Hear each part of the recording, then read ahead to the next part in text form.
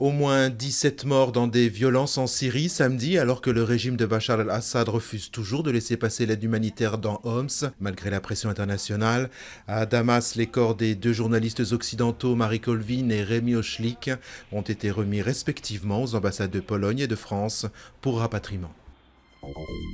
Vive réaction dans l'opposition suite aux propos de Claude Guéant. Lors d'une réunion politique vendredi soir, le ministre de l'Intérieur avait déclaré qu'accepter le vote des étrangers risquait de conduire à rendre obligatoire la nourriture halal dans les cantines. Propos nauséabonds, selon le directeur de la communication de François Hollande, Manuel Valls. Le candidat du Modem, François Bayrou, a pour sa part dénoncé un leurre visant à exciter les peurs. Premier round judiciaire en Italie dans l'affaire du naufrage du Costa Concordia. Au total, 9 employés du croisiériste sont poursuivis dans le cadre d'une enquête pour homicide par imprudence, dont le commandant Francesco Schettino, figure emblématique de ce drame.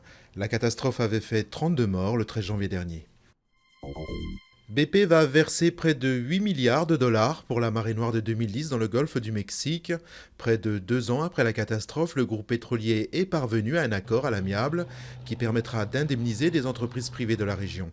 Le procès visant à déterminer les responsabilités de BP est de nouveau repoussé. Un petit vent de liberté démocratique souffle dans un village rebelle du sud de la Chine. Après s'être révoltés contre leurs élus, accusés de voler leurs terres, les habitants de Wuhan élisent librement leurs nouveaux responsables. Un épilogue inhabituel dans ce genre de conflit assez fréquent en Chine qui pourrait servir de modèle.